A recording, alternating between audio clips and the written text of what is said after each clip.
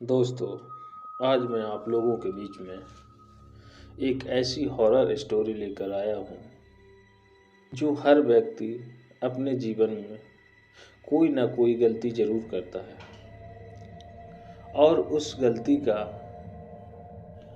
नतीजा उसे इसी समय में मिलता है। तो दोस्तों, आप सुनिए इस कहानी को कि वो कैसी गलतियां होती हैं जिसका परिणाम आपको इसी जिंदगी में भुगतना पड़ता है। परंतु कुछ कहानी ऐसी होती हैं जो छुपी होती हैं और आज हम आपको एक ऐसी कहानी छुपी हुई आपको बताने जा रहे हैं जिससे सुनकर आपको खौफ का असल मंजर महसूस होगा। इसे सुनकर आपको मालूम होगा कि मैं जीवन में की गई हर गलती का हिसाब होता है। हालांकि यह हिसाब कि चुकता होने के कई बार बेहद समय लग जाता है, परंतु वक्त आता है तो उसे बचने के लिए कोई राह नहीं बचती। एक इरफान नाम का लड़का था जिसकी आर्थिक स्थिति बहुत कमजोर थी और वो काफी असहाय भी रहता था, जिसके कारण उसने 20 साल पूर्व ऑटो रिक्शा चालक बनने का फैसला किया। वह अपने कार्य से पूर्ण रूप से अवगत था, परंतु एक हादसे ने उसकी जिंदगी ही खत्म करके रख दी थी। आखिर क्या थी यह कहानी? इरफान पूरे दिन की मेहनत करके अपने घर की ओर निकलता है। वह अपने परिवार की पूरी जिम्मेदारी अच्छे से निभाते हैं। ऑटो रिक्शा पूरे दिन चलाने के बाद वह थक जाता है, लेकिन वह इसके बावजूद बेहद खुश होता है। आज उसकी कमाई अच्छी हुई। वह सोचता है कि घर पहुंचते हुए वह रास्ते से कुछ खाने के लिए ले चलेगा ताकि उसके बच्चे और पूरा परिवार को खुशी मिले। इरफान अपने परिवार से बेहद प्रेम करता था। वह हर दिन अपने समय से ज़्यादा वक्त ऑटो रिक्शा चलाता था ताकि किसी भी दिन उसके परिवार वालों को किसी के सामने हाथ न फैलाना पड़े। आज इरफान को बहुत फ़ोन आ रहे थे। यह सब फ़ोन उसके घर से ही आ रहे थे। इरफान के बच्चे उसे फ़ोन करके जल्दी आने को कहते हैं क्योंकि वह अपने पापा के साथ उनका जन्मदिन मनाना चाहते थे। इरफान के बच्चे इरफान को लगातार 2 घंटे से फ़ोन कर रहे थे। इरफान उन्हें हर फ़ोन पर मना कर देता था क्योंकि वो चाहता था कि थोड़ा सा धन और कमा ले ताकि शांति से वह अपना जन्मदिन मना सके। रात के 11 बज रहे थे। इस वक्त गांव के लोग नींद की अवस्था में होते हैं। इरफान को अब कोई सवारी नहीं मिल रही थी। इरफान ने सोचा कि अब उसे शायद कोई अन्य ग्राहक नहीं मिलेगा। अब उसकी जेब में भी पूरे दिन की तकरीबन 1200-1300 की कमाई हो चुकी थी। अब वह अपने घर की ओर निकल रहा था। उसने अपने होंठों को दोनों कोनों को खींचा हुआ था। वह बेहद खुश था। वह रास्ते से ढाबे से कुछ खाना भी लेकर जाने का सोच रहा था। रात के वक्त होने के कारण वह अपनी तेज रफ्तार ऑटो दौड़ा रहा था। यह रास्ता उसके घर की तरफ शॉर्टकट था। वह ऑटो को हवा से बात करवा रहा था। तभी अचानक से एक तेज रोशनी उसकी आंख के सामने पड़ी और वो खुद को बचाने के लिए ऑटो के हैंडल को दूसरी ओर किया। अंधेरा होने के कारण उसे यह मालूम न चला कि उसका रास्ता अब बदल चुका है। वह जिस रास्ते पर था यह रास्ते की खास बात थी वह यह थी कि रास्ते से इरफान का गहरा संबंध रहा है। 20 साल पहले वह इसी रास्ते से गुजरा था।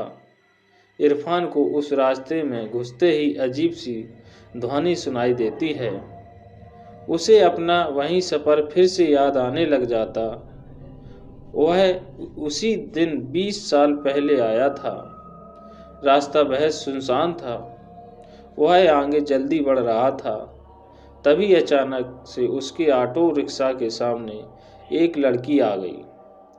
लड़की की शक्ल देख इरफान बेहद घबरा गया। इरफान की आंखें बंद हो गईं। उसने आंखों को रगड़ा और फिर से आगे की ओर देखा, परंतु इस बार वह लड़की नहीं थी। उसी वक्त इरफान के कंधे पर उसी लड़की का हाथ आता है। वह सर्द हवा में भी पसीने से भीग गया। वह लड़की उसे बोलती है, भैया आगे की तरफ चलेंगे। इरफान डरते हुए जवाब में ना है कह देते हैं। वह कहता है कि मुझे अपने घर की ओर जाना है। वह लड़की फिर कहती है, मैं आपको आपके घर तक पहुंचा दूंगी। इरफान डरते हुए उसे बैठा लेता है। वह अपना फ़ोन निकालकर अपने घर फ़ोन करने की कोशिश करता है, परंतु उसके फ़ोन में नेटवर्क नहीं आ रहा था। लड़की उसी कहती है, यहाँ फ़ोन नहीं चलता। इरफान उस वक्त हद से ज़्यादा घबरा जाता है। उसे मालूम पड़ता है कि जो लड़की ऑटो में बैठी होती है उसकी तस्वीर उसके आगे बने शीशे पर नहीं दिख रही होती है। इरफान उस लड़की को देखने के लिए पीछे मुड़कर देखता है तो ऑटो से ध्यान भटक जाता है और उसका ऑटो एक विशाल वृक्ष से टकरा जाता है। इसमें इरफान की मौत हो जाती है। इरफान के घर का माहौल अब बेहद चिंतित रहता है। पूरी रात इरफान की कोई खबर नहीं मिली होती है। फ़ोन भी नहीं लग रहा होता। इरफान के बच्चे और इरफान की पत्नी बेहद चिंतित रहती है। तभी उनका एक पड़ोसी उसके पास आता है और इरफान की पत्नी को अखबार दिखाते हुए कहता है कि क्या कल इरफान संगड़ इलाके से आ रहा था। इरफान की पत्नी कहती है कि उसे नहीं मालूम, लेकिन यह इरफान नहीं हो सकते। वो गाड़ी कभी लापरवाही से नहीं चलाते। वह इतने भरोसे से इसलिए कह पा रही थी क्योंकि अखबार में मरने वाले की फ़ोटो नहीं थी। इरफान के घर के सामने अचानक से पुलिस की गाड़ी पहुंचती है। सभी घबरा जाते हैं। पुलिस के हाथ में एक तस्वीर होती है। यह तस्वीर इरफान की लाश की होती है। पुलिस इरफान की पत्नी से जब पूछता है तो उसकी पत्नी कहती है, जी साहब, यह मेरे पति हैं। इरफान की पत्नी इरफान को मृत शरीर देखकर खुद को रोक नहीं पाती।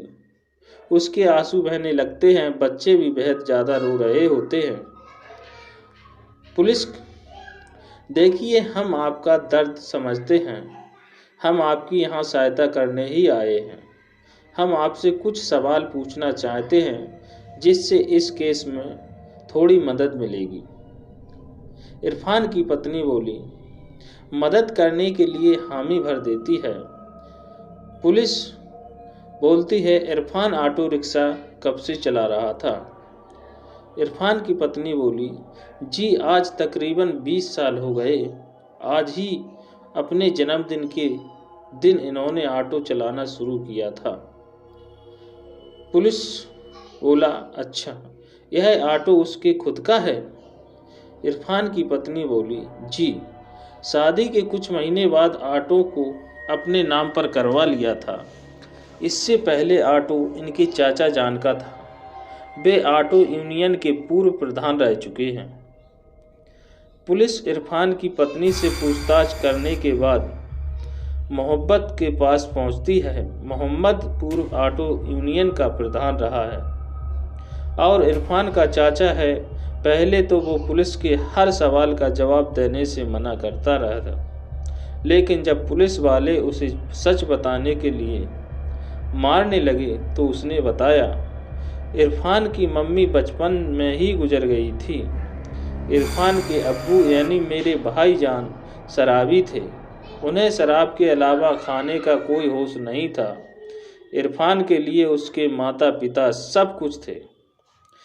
एक दिन ज़्यादा शराब के कारण भाईजान की मौत हो गई। इरफान अकेला हो गया। गरीबी के कारण ज़्यादा पढ़ा लिखा नहीं था। वह मेरे साथ ही रहने लगा। पहले तो उसने पढ़ने के लिए कहा, लेकिन उसका मन अब पढ़ाई में नहीं था। वो कहता कि उसे पैसे कमाने हैं ताकि वह अपनी आगे की ज़िंदगी अच्छे से बिता सके। इरफान के जन्मदिन के दिन ही हमने उसके लिए ऑटो लिया और उसे भेंट कर दी। ऑटो पाकर वह बेहद खुश था। ऑटो चालक के रूप में उसका वह पहला दिन था। मैं भी उसके साथ ही गया था। यह सुनकर पुलिस वाला हैरान हो जाता है कि पुलिस बीच में रोकता है और पूछता है, तुमने तो कहा था कि इरफान उस वक्त अकेला था। तो झूठ कहा था मैंने। इरफान का जन्मदिन था तो इसके लिए संगड़ से एक शराब की बोतल और साथ में कुछ चखने में भुजिया ली। यह रास्ता हर वक्त सुनसान ही रहता है। उस वक्त रात के 10 बज रहे होंगे। हमारे ऑटो को एक लड़की ने रोका। वह बेहद खूबसूरत थी। दिखने में छोटे कपड़े पहने हुए थे। अपने घर जाना चाहती थी, लेकिन मैंने और इरफान ने काफ़ी शराब पी हुई थी। इरफान नशे में बेकाबू हो गया और उसने उस लड़की का रेप करने लगा। वह चीख भी रही थी, लेकिन उसकी सुनने वाला उस जगह पर कोई नहीं था। यह सुनते ही पुलिस वाला आगे के केस को समझ गया। उसने उस लड़की के केस को फिर से खोला और मोहब्बत को फांसी की सज़ा मिली। इरफान को सज़ा तो खुद वह लड़की ही दे चुकी थी।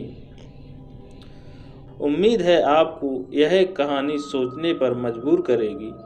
आप यह भी समझ पाए होंगे कि हर व्यक्ति को जीवन में न्याय जरूर मिलता, हालांकि कई बार न्याय मिलने में काफ़ी समय व्यतीत हो जाता है, परंतु जब यह न्याय मिलता है तो पूरी दुनिया मात्र देखती रह जाती है।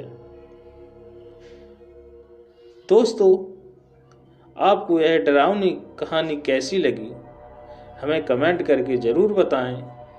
और अगर आपके पास कोई ऐसी